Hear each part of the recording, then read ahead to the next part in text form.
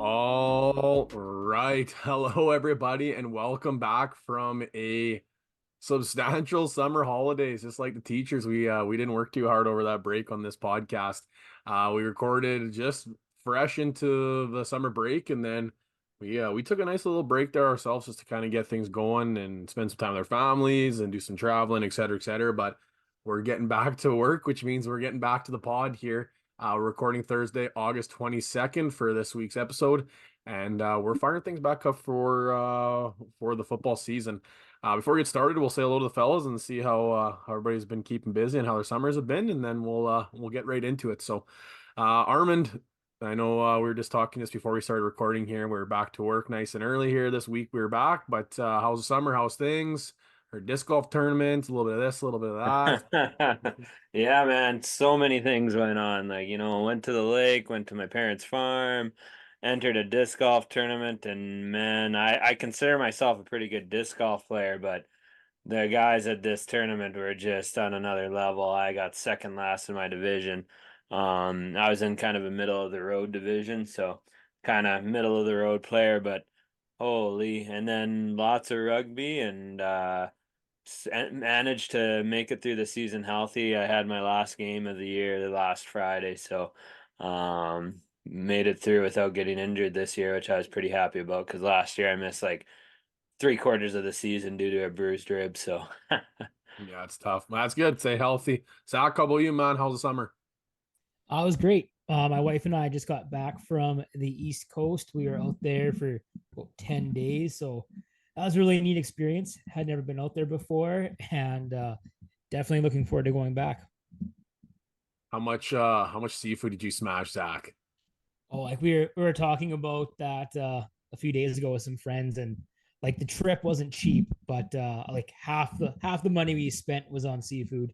Oh yeah, good times. Like every day we would drop easy, I don't know, $40 on lobster rolls each. Yeah, just rinse and repeat, Yeah. automatic. Yeah. Man, things were good with me. Lots of lacrosse, lots and lots of lacrosse. Season went like it just felt like it was super long this year compared to last year, but we ended up going to Westerns with our team. We had a wagon this year. That's what we called ourselves, the wagon, because we were undefeated in our season in our league play. I guess our provincials, what some people would consider it, but our league play undefeated, won the league this year back to back, which was sweet. Went out to Westerns and went undefeated out there too. So 20-0 season. First time ever in Prince Albert history that a team has won Westerns or Nationals, and the second time ever in South lacrosse history that a team has won Westerns or Nationals. The only other team to do it was a team from Bigger, Saskatchewan in 1979. The only other team in Saskatchewan history to win Westerns or Nationals. So pretty substantial thing for our team and obviously for not only the province but our community as well too. So that was pretty awesome, pretty good experience. So nice way to kind of cap summer because that literally finished like a week ago, a week and a half ago. So soaked up a couple of days here, went to the lake, and now we're back at her. But we got draft season around the corner here. We got fantasy season around the corner. We're about to hit week 3 of the preseason in the NFL, which means that fantasy is right around the corner. So we're firing things up here too. But you may have noticed on our social medias, we put our call out. We're doing our 4th annual charity bowl here. So if you're interested, I know lots of people have already DM'd us, texted us, reached out to us, which has been awesome.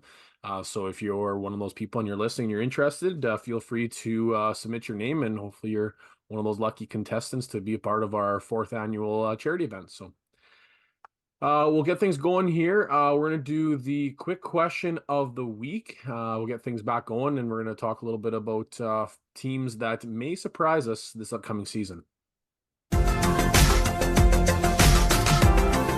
Time to find out. So fantasy-wise, maybe necessarily not NFL-wise, but what are some teams? I guess it depends on how you interpret the question. But the question is, who is a team that you think could surprise us this year in the 2020 NFL season? So maybe you took it as like an NFL team and just their ability and their standings and whatnot, or maybe you took it as a fantasy question. I guess I kind of took it both ways, but we'll start things off here with Zach. So Zach, what's a team that you think might surprise us here in the 24 season? I think certainly more so NFL wise, but still possibly fantasy wise. I could see the Commanders being a surprise quarterback, Jaden Daniels. I think they're going to go both NFL and fantasy as far as he can take them. What he brings to the table is quite a bit different than the quarterbacks that they have had in the past. And hopefully, with him in town, along with Cliff Kingsbury, that helps to unlock Terry McLaurin more so than he has been in the past. And I think one wrinkle that could really, really throw all of this into high gear for me and the Commanders is the potential maybe of a Brandon Ayuk trade here in the near future. Ayuk and Daniels have not been shy in the past talking about their friendship and how they would like to play with each other. Seemingly for all of August, Ayuk has been like just on the precipice of being traded. Each day it seems like it's a new team or a new rumor. So now, today, with Jahan Dotson being traded to the Eagles, um, Washington is certainly in the market potentially for another receiver. And if they were able to pull that trigger and get Ayuk, I could see this offense going through the roof. Well, especially the fact that they project to have one of the worst defenses in the NFL. So for fantasy wise, you love to see that because that means your offense is continuously having to try and to keep up and put up points and throw the ball lots. So that's definitely gonna be beneficial for fantasy players, not to mention the quarterback and the wide receiver combo that you previously spoke about there, Zach. Armand, who is a team that you think might surprise us? Oh, I put down a 2-for-1. I had to put down my Vikings, and I've been talking them up all off season, being like, you know what, they're actually a decent team. And Sam Darnold has been looking good apparently. And you know what? Even without JJ McCarthy and just having Sam Darnold having to be the starter all season long, I still believe the Vikings could surprise teams this year. But the one that I wanted to put that wasn't a homer because can't be too obvious that the homer pick is. I put the Indianapolis Colts as my surprise pick for this year. They always seem, besides that one season 2 years ago, they always seem to put a team out that's decent quality, but just can't quite get over the hump to be a great team. But now JT was missing last year. Anthony Richardson missed a lot of last year, so they haven't had their full offensive powerhouse weapons available to them at the same time yet.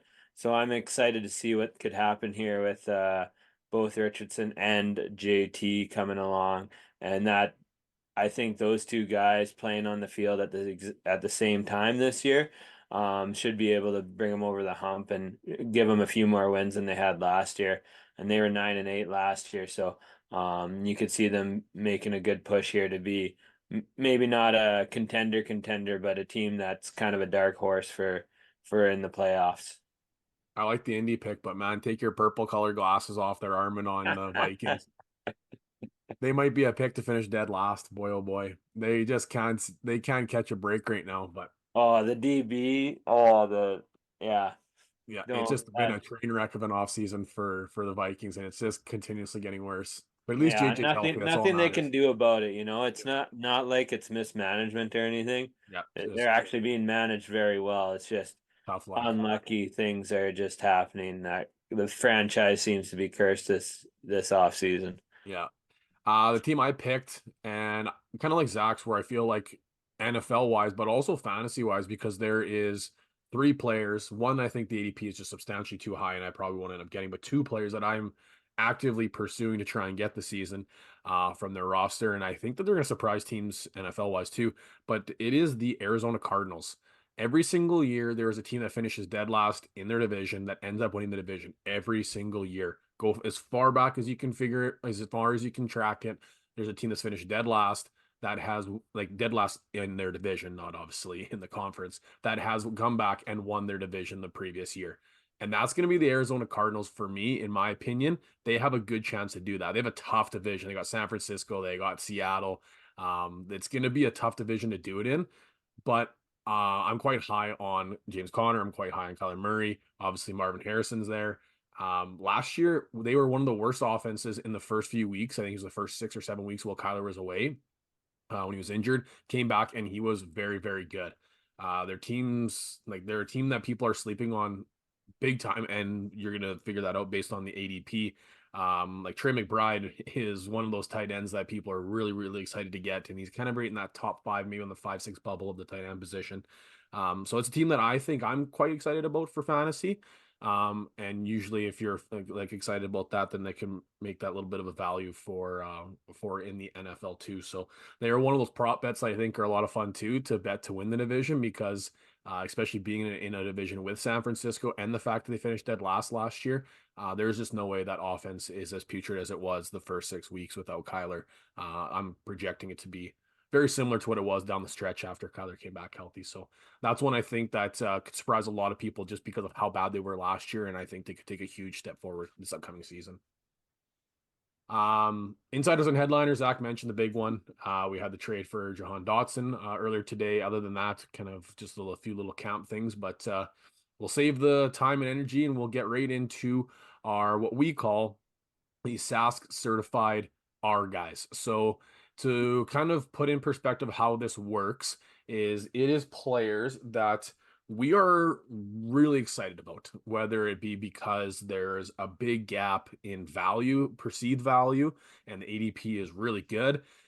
Maybe it's a player that it's still going to cost you a decent amount of draft capital, but you just see that they're going to make a big jump and you think they're going to have a really high finish. Maybe it's a player that we've done several mocks of and they just have ended up on every single one of our rosters. There's a wide range of reasons. Some of them are really risky picks, and maybe some people would be not into a risk pick of that sort, but we think high risk, high reward. There's a lot of reasons why a player could be one of our guys or guys that we are actively pursuing. So we started off, we have three each. We go in rotation, no particular position. It doesn't matter. It could be all Qs. It could be all running backs. It could be all tight ends. It doesn't really matter. There's no rhyme or reason, but we do have three players apiece. So we're going to start things off with Zach's first one of our Sask certified R guys. Cool. This is somebody that I went out and I actively pursued during one of our dynasty drafts, and I ended up trading, I believe, the 107 in a rookie draft for, and that is James Cook. To me, I see James Cook as somebody that could have positive touchdown growth this year. Last year, James Cook only had 2 touchdowns on the ground. Despite that, however, he finished as RB11. Right now, currently going as running back 14. So right on the cusp there as being drafted as a low end RB1, high end RB2. But I do see there being great potential for him to catapult himself in as a middle to higher end RB1. So I do think there is some value there and some potential that we could see some growth there. The Buffalo offense is in a state of transition, going away from Stephon Diggs to maybe more of a balanced passing attack with the likes of Kincaid, Shakir, and Samuel. And I could really see Cook being another benefactor of that. Keeping that in mind, Buffalo also was third in the league in rush attempts per game. So whether it's through the air or on the ground, I do see Cook getting maybe a little bit more volume than he did last year. There is always that risk, though, that come down in the red zone with Allen with those. But I do think there's a strong likelihood that we see more than 2 touchdowns on the ground for Cook, which will increase his points per game and his overall fantasy points. That's a name that I think Yeah, it's hard to say. Like it's either you're in or you're out for a lot of people you talk to. For a lot of the reasons, Zach, that you have put forward of why people would be in the vacated targets, et cetera, et cetera. But then also the fact that people have been on them for previous years and it just hasn't worked out. But then this is, I think, the biggest, like the most clear path forward for him compared to before. Like he was highly drafted his first year and just kind of was split in touches, and it just didn't work out last year. There was various reasons the offense just kind of just stumbled, and he got vultured in the red zone. But this is just the year where the path is just clear. So like you talk to people and it's polarizing. Either you're in or you're out.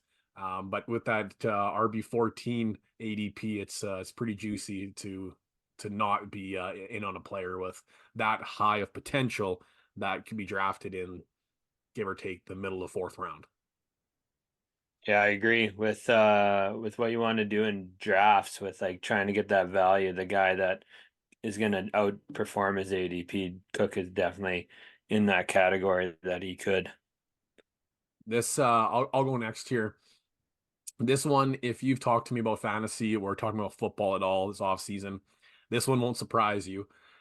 And that is quarterback Kyler Murray from the Arizona Cardinals. I mentioned at the top of the episode, I didn't want to go in too much detail, a little bit about it, but I am very high on Arizona, and I'm obviously very high on Kyler. I think his average draft position of QB8 is criminal, especially for a guy that is so capable with his legs. We talked about on this podcast many times that the rushing ability with quarterbacks in fantasy football is a cheat code. It's a There's no way to put it. It's just a cheat code.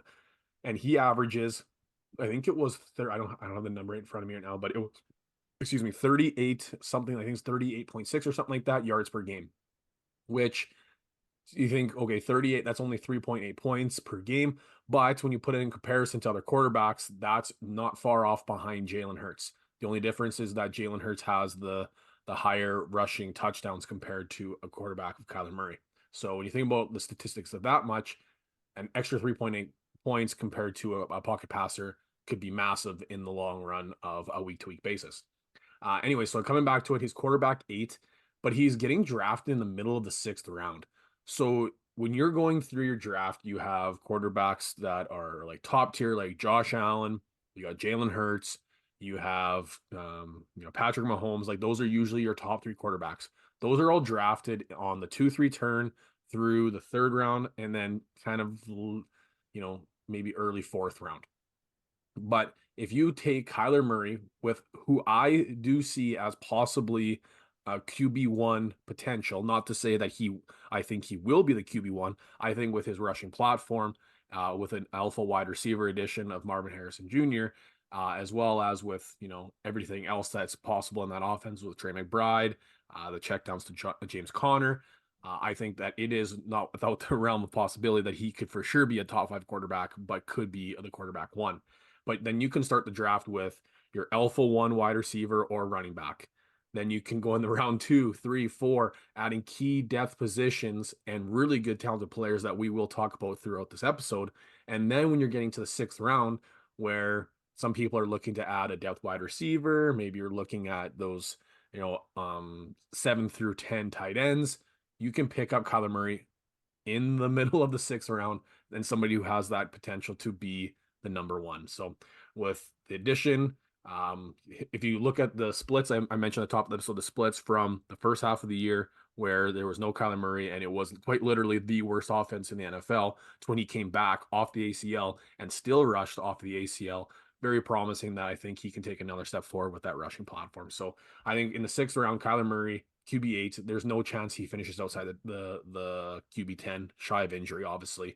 But you can say that about any of the wide or any of the quarterbacks, and top 5 is definitely within the range of possibility. So Kyler Murray, he will confidently be. He's on 2 of my dynasty teams. I'm pursuing him in my 3rd dynasty league, and I will be I'll be damn disappointed if he's not on all of my redraft, especially in the middle of the 6th round. So my first one is Kyler Murray. Yeah, Jordan, I don't think I've talked football with you this offseason without you talking about Kyler Murray. He's gonna be so good this year. And once again, I talked about polarizing with James Cook, sorry, with Zach's pick. Same thing, like some people are like, no, he doesn't read the playbook. He's so small and, he's been hurt and da, da, da, da, da. Polarizing. I think this is going to be the smash play of the year for getting a true difference maker in the 6th round. I think he's going to be outstanding. Armand, your first my guy. All right. You guys were kind of going earlier in the draft. I ended up picking three guys that went later. My guy, and this guy I've been actively pursuing in Dynasty. I haven't been able to even get close to what the guy wants for him without overpaying because the guy that owns him is high on him as well. And that's Chase Brown, running back for the Cincinnati Bengals. He's at ADP of 107, so that's looking at like in a 12-team league around the end of the 9th round and RB 37. So like you're getting a steal of a deal on him if he reaches his potential. Because that's like you're drafting at that point bench players, and he's a guy that you could potentially be starting in an RB spot throughout the season. Um, the guy ahead of him on the depth chart is Zach Moss. He doesn't scare me. I think that's a name only. Chase Brown is going to be the superior back in that backfield. He's an explosive playmaker. So even if he doesn't own that backfield and he's splitting touches with Zach Moss throughout the season, I still think he's has the potential to far surpass his draft position, even in a split backfield role because of his explosive playmaking. He's going to be the one catching the ball out of the backfield and pass plays instead of Zach Moss, and he makes bigger plays. He's more explosive. So he's going to be the guy in that backfield to own, I think, and he definitely like RB 37. That's easy to surpass for a guy who has that potential and potentially the ability to earn a ton of touches as the season progresses. He's like a dark horse. Like he's the name when we're next episode we're gonna talk about sleeper picks. He was a guy that was like, could be a sleeper pick, but there's one really good sleeper pick, and I'm not gonna drop it because I want to share it on the next episode next week. But he's a guy that's just if you go hero RB, like he is your target. You know what I mean? Like Yeah. you go with that. And for those of you at home that don't know what hero RB means, it's like when you grab one of those like bell cow top 3 RBs, and then you just drop the position until like the 9th, 10th round when you're just like looking for somebody that could, become an RB2 basically.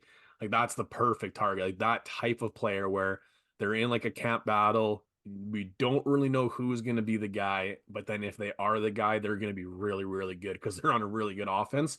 That's the name that you should be targeting. So that's a fun pick to Herman.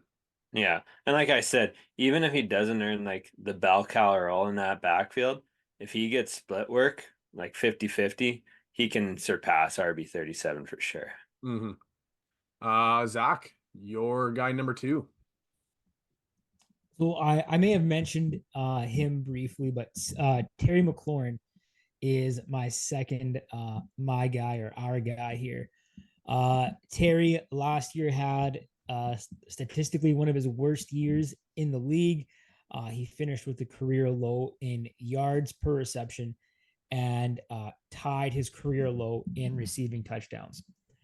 And he still managed to finish as wide receiver 33 on the season. Right now, he's being drafted as wide receiver 30, which means he is being drafted statistical season of his career. So I think if you buy that dip, you might see a good value at the end of this season. And I think that good value that you may see has a lot to do with who the new quarterback is in town. Already talked about it a little bit briefly at the start, but Jaden Daniels, I believe, is going to unlock this passing game. He is just significantly more dynamic than the likes of Sam Howell, Fitzpatrick, and the guys that McLaurin has played with in the past. Right now, McLaurin is going in the same range as a few wide receivers that, while I like them, there are a lot of questions. Guys like Tank Dell, Zay Flowers, Pittman Jr., and Rice. I think all four of those guys have a lot of potential and value in their own right, but they have a lot of questions. Like Dell, coming back from a gunshot wound, also has two alpha wide receivers around him. Flowers definitely in a run first offense. Pittman Jr. The jury's still out on whether or not Richardson can be a passing quarterback. Rice, who knows? There may be a suspension coming at some point. Who knows about that? And I think at this point in the draft, with at wide receiver 30, McLaurin is not only safe, but could easily surpass that draft value that you're getting him at. I've had a soft spot for Terry McLaurin my entire fantasy career. Like he's a guy that I have just wanted to do so well, and I've had him on so many of my rosters, and then eventually moved on from or redraft to get a new team, and it's just like I've been burned by him so many times. But he has literally never had a good quarterback his entire career. His best quarterback, I think, was like about to retire Ryan Fitzpatrick. Like that was, I'm sure that was his best quarterback ever. It's like, man, and he just all of a sudden he'll have a 140 yards, 2 tutty night, and it's like, oh, this guy's still really good, but like he just doesn't get a chance to do it. Like he's one of those guys where I love him. I want to cheer for him. I want him to do good. And wide receiver 30 is just that's his floor. That's why I like that you said that, Zach. That is his floor. So you're getting him at like a massive discount where he could just outperform that, and then you got to cheer for a guy that's on your team and you want to succeed. But yeah, I love Terry McLaurin. He's one of those guys where he's so talented. Like I don't know. Yeah, I like to pick Zach. I like to pick. Like if you look at their quarterbacks through the years, like we're looking at probably starting with, I'm thinking he got drafted around looking at like Alex Smith, Colt McCoy, maybe a Mark Sanchez, 2019 Case Keenum, Dwayne Haskins, Colt McCoy, 2020 Alex Smith, Dwayne Haskins, Kyle Allen. Like these aren't it's far from a Hall of Fame resume here. 21 Taylor Heineke, Fitzpatrick, 22 Heineke, Carson Wentz. Last year, Sam Howell. So Jaden Daniels never throwing an NFL pass is probably better than most of those guys right now. Very accurate. Very accurate. I'll get going here with my guy, and this is another guy that just I love this player and I want to cheer for him. But he wasn't on a lot of my rosters, so it was hard to cheer for him because you're actively playing against him. But then, as through Dynasty, I kind of started accumulating him a little bit, and he was hard to get because he was so expensive. And when you wanted him on your redraft roster the last 3 years, he was a first round pick. Like some of the seasons, man, he was the 101, depending on the type of league you're in, and that's Cooper Kupp. I have a soft spot for the Rams. I've wanted Cooper Kupp on my team since Zach had him and Jared Goff and single-handedly beat me on a Thursday nighter and then never put in a defense or kicker for the rest of the week. And ever since then, I'm like, you know what? Cooper Kupp is pretty freaking good. So I have him on a few teams, and last year was a bit of a disappointment, but people forget that he got hurt last year. And then coming off the injury, Puka just went like nuclear, completely skyrocketed. And you're just going to keep feeding the hot hand and feeding the guy that is going to be putting up points. And Cooper Kupp was hurt. And even while he was still hurt, he was still the primary target in the red zone. So keeping that in mind, this year coming back, he's healthy. He looks really good. And now Puka is injured to start the season. Okay. So all those things in consideration, this is one of the lowest ADPs that Kupp has had since his breakout. He is currently drafted as the wide receiver 17, which is right around the 3-4 turn. So you're getting a potential alpha wide receiver. A lot of people think, he could be washed out. He could be done. He could be very much supplanted as the 2 in this offense. But people forget the connection that Cooper Kupp and Matthew Stafford had for years since that Detroit Lions trade. He is currently going behind. So these are wide receivers that are drafted in front of him. And I would like to have him over all 3 of these. Mike Evans, Brandon Ayuk, and Nico Collins, all three are being drafted in front of Cooper Kupp. And then just behind, just a couple picks behind, is Michael Pittman, Jalen Waddle, and DJ Moore. So 6 wide receivers that are kind of sandwiching Cooper Kupp, who do not have the upside or the fantasy football pedigree that Cooper Kupp has. The only one you could argue that would have a pedigree has Mike Evans, because he's been a 1,000-yard receiver for his entire career. But now new OC, new system, Baker Mayfield still, and another year older for Mike Evans. So I'm still very much on the Cooper Kupp bandwagon. And out of all of these teams, the only one I think that their offense could compete is you're looking at Jalen Waddle and the Miami Dolphins, because they're just an all-team track meet. Maybe you could say Nico Collins and Houston Texans could be not maybe a good offense, but there's so many different wide receivers in that offense that they're going to have to feed, where Cooper Kupp very much could still cement himself as the wide receiver one. So having a player that could be the one, if not he's the 1A, 1B, he will never be the 2, I think, this upcoming season, especially with the Puka injury, but also dominate wide receiver red zone targets in a very high powered offense. So to get him in the 3-4 turn, like if you're starting the draft with, a really good running back or really good wide receiver in your first round, and then if you're in the back end and you're on that turn to grab Cooper Kupp in the 4th round, that is like just primo a value for a guy that arguably is still a first round talent. So this is a guy I'm really, really high on Kyler Murray, and he would be like my guy if I had to pick one. But Cooper Kupp is definitely not far behind, just because I think he's going to have a huge bounce back season. Armand, you're my guy number 2. All right. At this point, I gotta admit that I lied a little bit. I forgot that we had our sleepers episode yet, so I had to save one of my guys for that. So I pivoted and I changed one of my guys to a higher round guy, and that's Josh Jacobs, the new Green Bay Packers starting running back. He's currently at an ADP of 24, so end of the second round, RB 12. And you know what? This pick gives you the ability to do a hero RB strategy and get a bell cow running back in the second round and still get a top end wide receiver.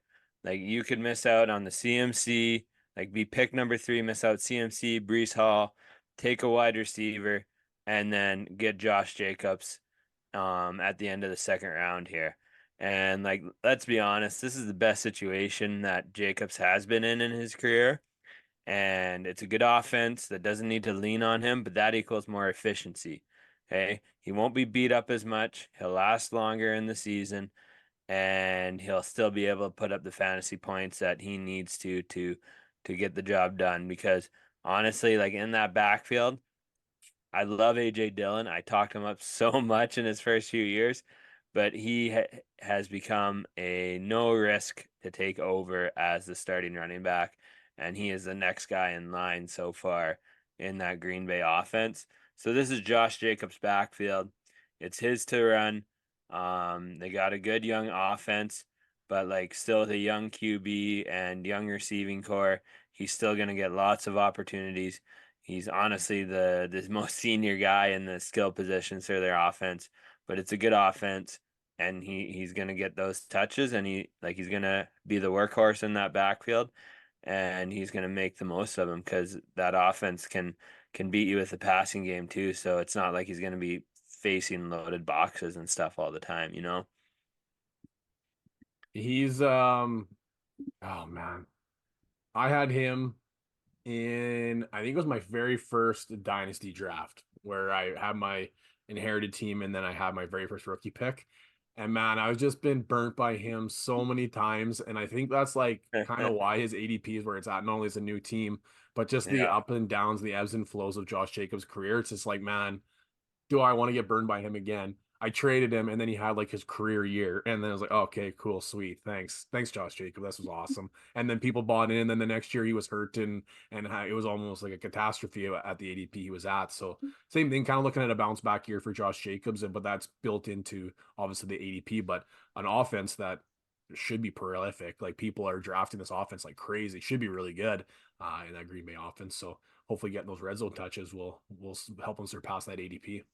That as well, right? Like who else is going to get the red zone touches in that offense? Hopefully it's not like a little trifecta of rookie running back, and then obviously with him and with Dylan too. But all right, last one here, Zach. We all have one remaining R guy, and this is going to be Zach's third and final selection for the 2024 306 certified R guys. So, who is your final selection here, Zach?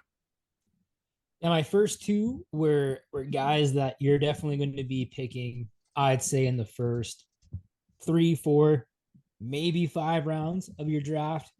But this next guy, he's somebody that might be further down most draft boards. Wouldn't call him a sleeper, but definitely lower draft capital than my other two. And this is Ladd McConkey, wide receiver for the Chargers. Right now being drafted as wide receiver 42. And I think that is probably a little bit lower than he's going to finish. Quite a bit, or I'd say quite a bit lower than he's going to finish. And that has a lot to do with those around him.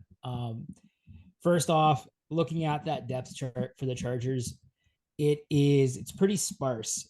We're looking at Keenan Allen, who had been one of, if not the best wide receivers in Chargers history, leaving, and he left 150 targets there up for grabs. And then Austin Eckler, long time pass catching running back, left as well, leaving 74 targets vacated. So there are plenty of targets available. And the guys that are left, the likes of Quentin Johnson, a very underwhelming rookie from last season. Josh Palmer, who I think we all like, but I do think Ladd is a little bit of a different player there. So I could see Ladd taking a lot of those targets. I don't expect him to take all 150 of Allen's, but I could see him taking maybe 100 targets between the two there. The Chargers did seem to, or they did, yeah, they do seem to like McConkey when they traded up in the draft. They traded up into the very early parts of the second round to draft him.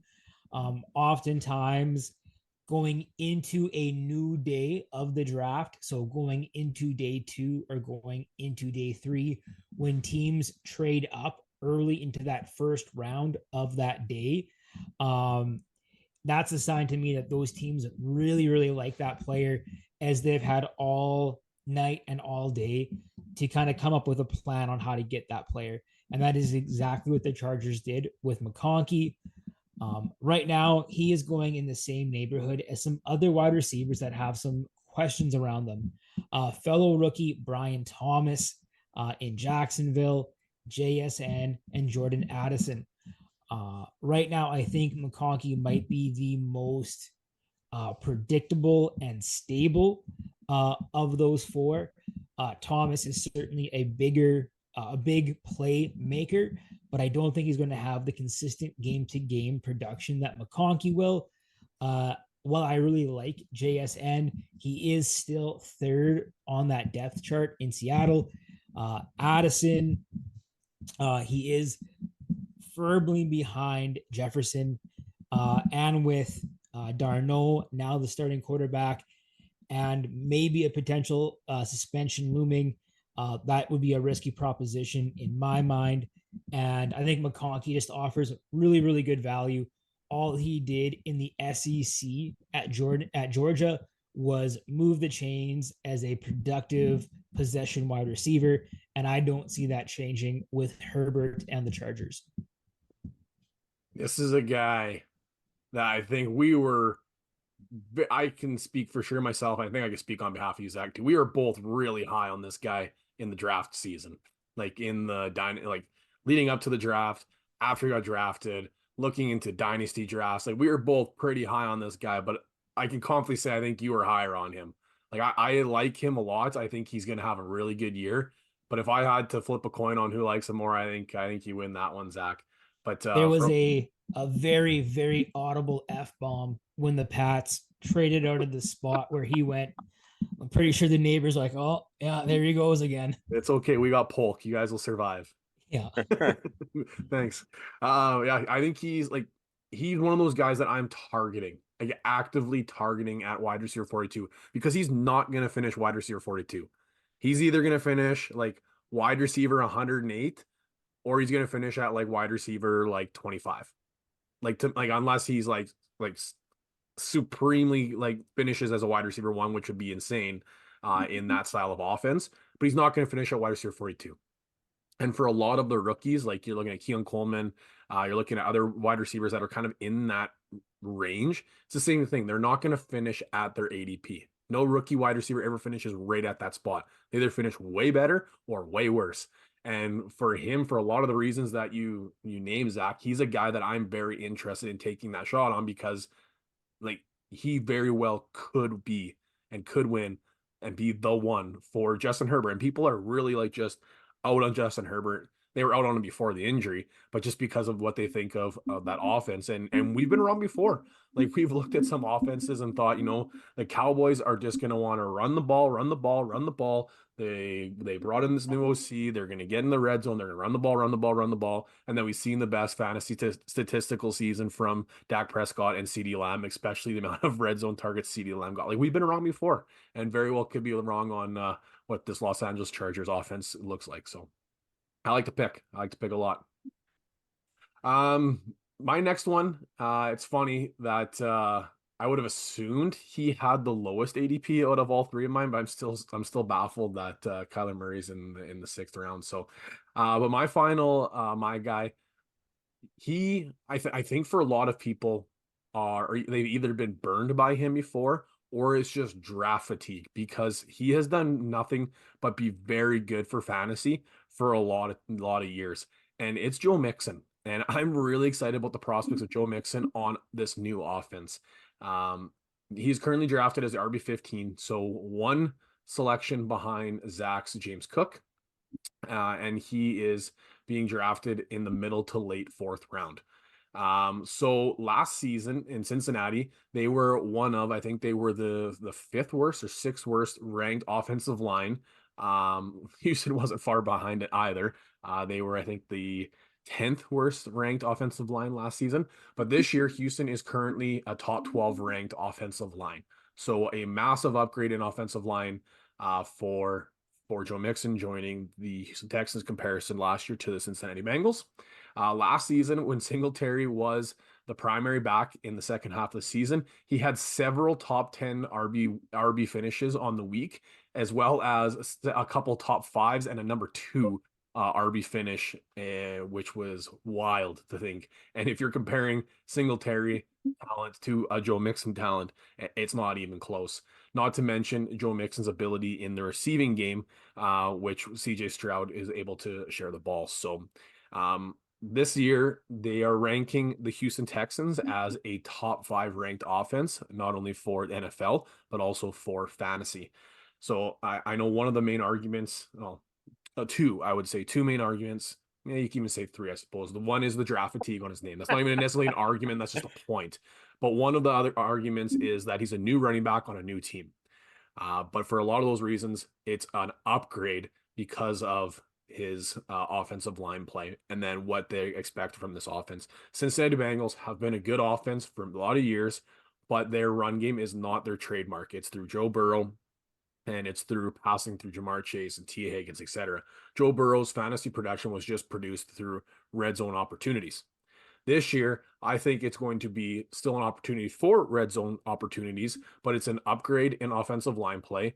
I think it's going to be an upgrade in pace of play, or it will be an upgrade in pace of play, and it's also going to be an upgrade in third down potential because last year Joe Mixon was vultured on third down opportunities substantially throughout the season. So there's not a guy in that offense that is going to take touches away from Joe Mixon. They were going to cut him And then Houston said, no, do not let him go to free agency. We will trade for him. Do not cut him. We will make a trade to get him on our roster. So they not only did they not pursue, they were going to pursue him for free agency, but they didn't let him get there. They pursued him. That was the guy they wanted, and they thought he would be the piece to solidify that offense. So I'm really excited for Joe Mixon this upcoming year. I'm hoping that as we get closer to fantasy season, that the ADP might even just drop a bit because it's just natural that as we get to draft season, there are some like sleeper names or names that are getting camp buzz that slowly creep up, creep up, creep up. And Joe Mixon is one of those names that has the draft fatigue, and people go, oh, okay, I guess maybe I'll draft Joe Mixon. I think this might be one of the best statistical seasons for Joe Mixon in his NFL career. So that would be awesome to have, especially when you're looking at, I talked about guys on the 3-4 turn. You could go with a Cooper Kupp in the third and Joe Mixon in the fourth, but be really, really happy with how that draft worked out. So Joe Mixon is my guy for the 2024 NFL season. Armin, wrap us up your final third pick and our ninth, our guy for the 2024 campaign. All right, thank you very much, Jordan, for teeing me up. I like that Joe Mixon pick, and the Ladd McConkey pick isn't bad, but you know what? I left this guy in instead of leaving him for the sleeper because he is Ladd McConkey's teammate, and it is Josh Palmer. He's a wide receiver for the LA Chargers, just in case you didn't know that. His ADP right now is 150, going like in like the 12th or 13th round, somewhere super late like that. And he is going behind the Baltimore Ravens and Dallas Cowboys defenses, behind Jake Elliott and Fairbairn, behind Jerry Jeudy and Rashid Shaheed and Brandon Cooks, Ty Chandler, Jalen Wright. Why is he going behind those guys? Antonio Gibson is right behind him in ADP.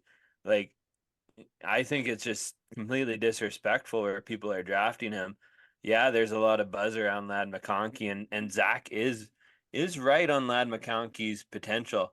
But Josh Palmer, when he's been given the opportunity, he has proven to be good, and he has done the job.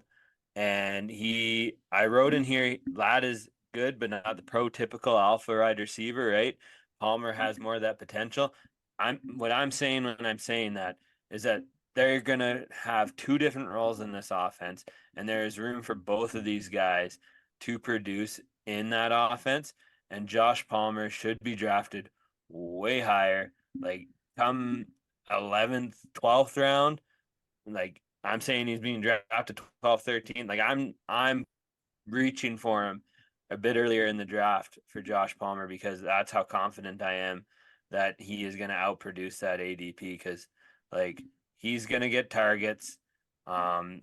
He has the most experience in that offense with Herbert and has the chemistry with Herbert already, and he's gotten it done when he's been given the chance.